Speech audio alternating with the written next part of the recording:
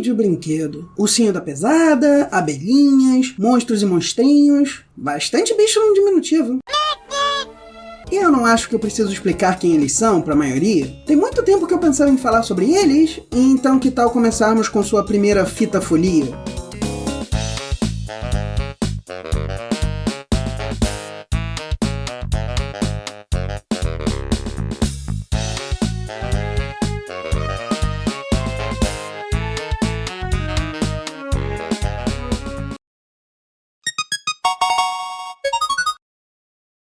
Em 2006. A Vídeo Brinquedo passara alguns 9 anos distribuindo desenhos como Sonic X e Luluzinha. Até que teriam tido muito sucesso distribuindo um desenho 3D religioso, Reino Sob o Mar. E esse sucesso teria sido motivo de começarem a fazer suas próprias animações. As primeiras foram 2D e baseadas em contos de fada, ainda que modernizados. Mas mãe, é um desenho super legal e se passa numa floresta. Que eles chamam de clássicos com roupa nova. Mas, depois disso, eles começaram a fazer desenhos de computação gráfica baseados no que seria popular. Por exemplo...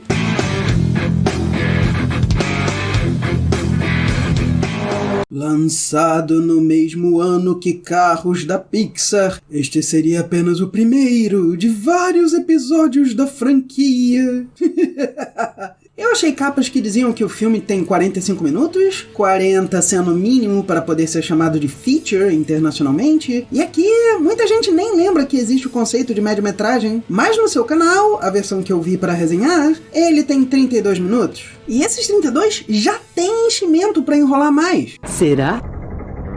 Tony é perfeito! Ela adora a corrida e você também. Ela vai adorar assistir a prova ao lado de alguém que sabe tudo sobre os corredores.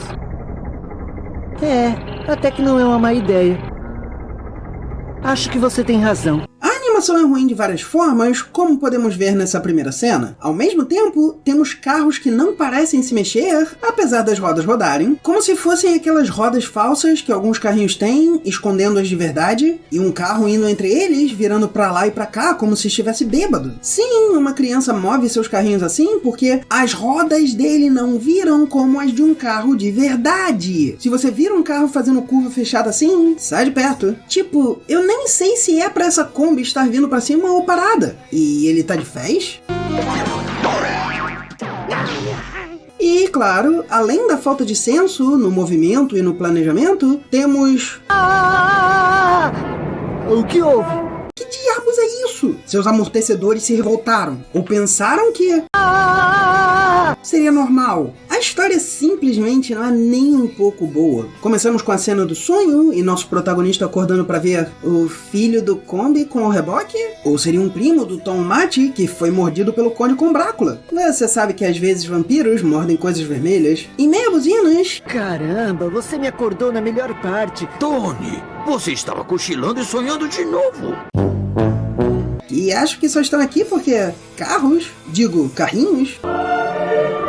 Kombi Reboque, ou Komboque, o acordou porque o chefe dele está chamando. Ele tem a pintura bem parecida, então era pra eles serem família e alguém mudou de ideia? Honestamente, Sammy é visualmente preguiçoso, a não ser que a ideia fosse para serem pessoas parecidas, mas a história não apoia isso. O chefe fala que não gosta de como todos falam das corridas. Por favor, minha gente, sejam mais originais.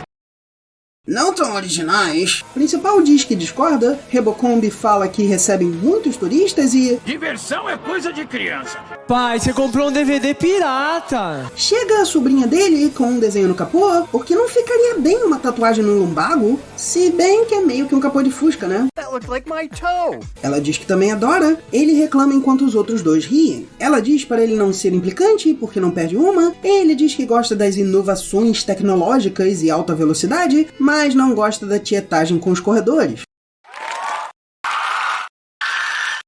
Dieta não foi feita da costela de Adão. Por fim, ela diz que está na hora de fechar, para cada um ir para sua garagem, e que o trabalho vai ficar difícil por conta do trânsito que a corrida traz para a cidade. Pera, cada um tem sua garagem?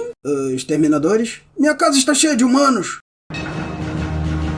Mas não é como se eu não notassem jogarem um trânsito por causa da corrida do nada. O roteiro é cheio desses problemas. Não só isso está claramente aqui, junto das buzinas, para fingir que a cidade está movimentada, porque um frame de longe, com vários carros que eles nem iam precisar dar detalhes ou animar, seria difícil demais. Eles também jogam nela no meio dela falando animadamente sobre como gosta da corrida.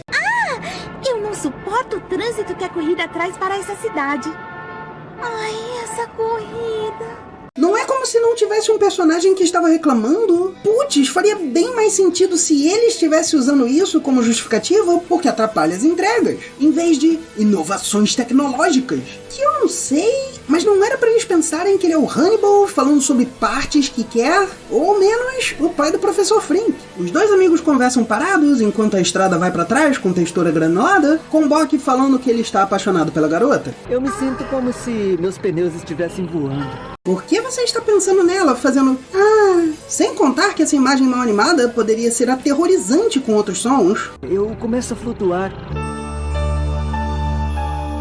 Não que essa trilha no fundo funcione, toda triste.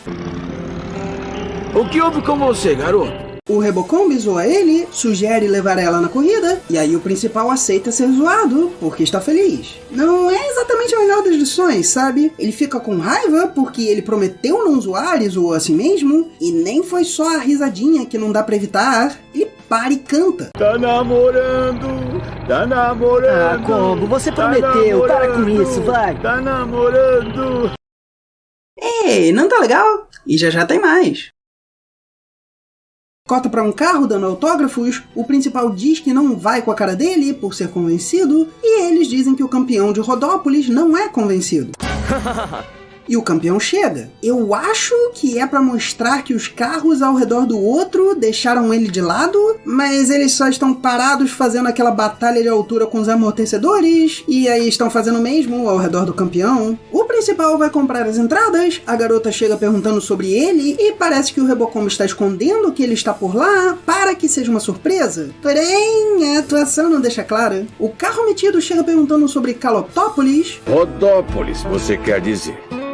A garota diz que ele só se confundiu e o carro metido a convida a vê-lo treinar, com Bock dizendo que ele está no boxe 2, porque o 1 é do campeão. E ela sai fugida porque o principal está chegando e ela sabe que nossa situação de desencontro não vai funcionar se eles se virem e falarem normalmente. O carro metido se irrita, o principal chega, deixa cair seus ingressos quando ouve que ela aceitou o convite dele e, de alguma forma, não só o retrovisor não se move, eles também caem reto da porta dele para em frente do carro metido, que diz que vai lhe dar um autógrafo passando por cima dos ingressos, mas não deixa marca. Ele sai desapontado e o Combock pega os ingressos com seu gancho, sem mostrar, claro, que está perto e aí está nele. Não é como se eles fossem precisar de dedos para segurar coisas.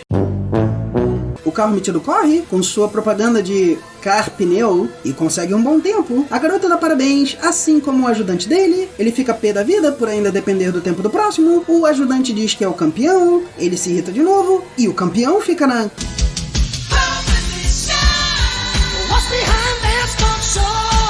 E ele culpa o ajudante. Foi você que, com essa mania de chamá-lo de campeão, acabou me dando azar. A garota vai embora correndo depois de ver isso. Ou era pra ser correndo. Joga uns passos a mais que tá bom. O Combock parece estar pintando um carro com uma tinta spray e quase parece que o gancho aperta ela, mas ele só balança ela um pouco. Você reclama demais, garoto. Por que você está sorrindo assim?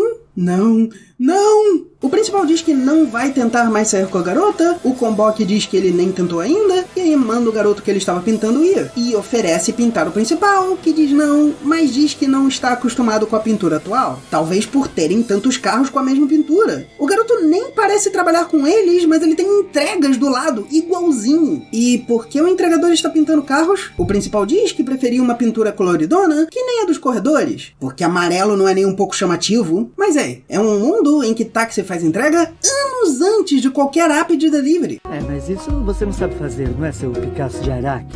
Pesado, não? Eu sei que eles são amigos, mas não parece uma piada. O principal é mandado fazer entregas, o chefe fala que estão em crise porque... Essas motocas têm roubado o nosso mercado. Bem, é que algumas são super motocas. Ele diz que estão cheios de dívida e manda tirar todo o dinheiro dele da poupança para pagá-las. Eu não sei que tipo de banco que vai deixar qualquer um tirar dinheiro da sua conta.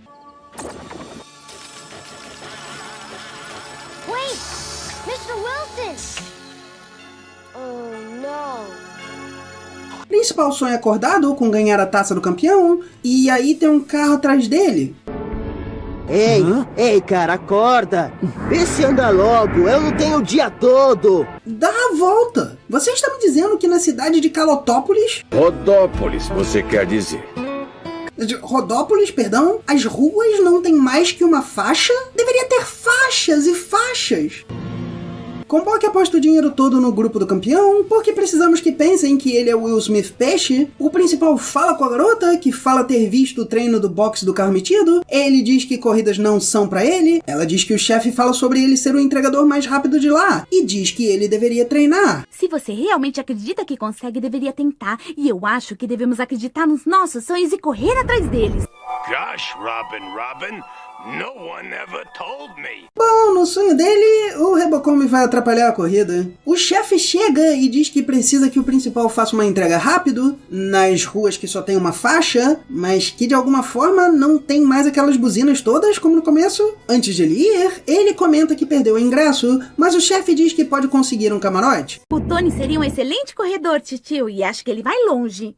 Contanto que acerte o caminho. Por quê? Tem algo sobre ele errar caminhos? Ninguém falou nada sobre isso, falou? O carro metido adultera a gasolina do campeão, acidentalmente derrubando um barril de óleo e deixando uma impressão no pneu. De alguma forma, antes do óleo escorrer, eles estão no camarote, falam como se não estivessem vendo tão bem quanto o Rebocombi, mas não parece que deveriam ter qualquer dificuldade. Eles estão lado a lado. O carro metido vem falar com a garota, o tio dela pergunta quem é e diz que ele tem jeito de rabecão. Talvez por ser preto? Eu suponho que possa ser por ir lento num funeral, mas eu duvido muito que alguma criança fosse pegar essa ideia. Além de rabecões serem grandes e feitos para caixões, eu nem sei se haveriam caixões aqui. Talvez eles sejam só considerados... Eles comentam que o campeão não perde 8 anos, o chefe diz que apostaria nele se tivesse coragem, e aí...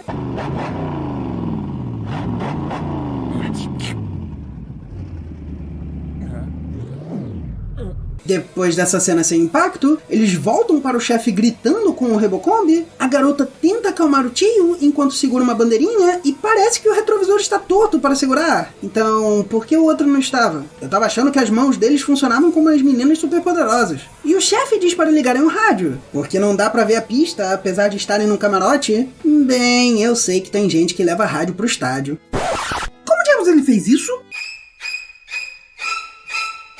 Não, é para anunciarem que o campeão não vai correr e a gasolina foi adulterada. Não tem mais ninguém na equipe, de alguma forma. Como que seria uma equipe? E falam que se ninguém se apresentar, eles não vão participar. Cortamos para um carro policial dizendo que não podem investigar porque não tem pistas. Aí outro diz que achou uma pista que estava embaixo do nariz deles. E o tempo todo tá o campeão lá. É pra ele estar morto? Isso aqui é um armazém da Amazon? O principal vai perguntar sobre a situação, fala que poderia correr. Muito bom! Você é ótimo! E aí o Comboque aparece com tinta para colocar a cor da equipe nele. E em 1 nanosegundo, ele é pintado com chamas. Bem, eu tenho que ganhar dinheiro, né? Corrida começa e...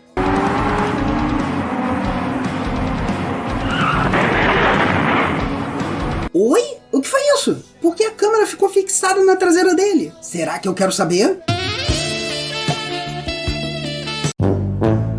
Ou era pra ter caído pregos ou algo assim, pra fazer outro derrapar? Embora seja pra ser uma corrida, parece ser aquela volta de exibição, até que só tem o carro metido e o principal. A garota e o chefe se perguntam quem é o corredor novo, ela finalmente dizendo que era ele... Tony Tunado! Tony Tunado.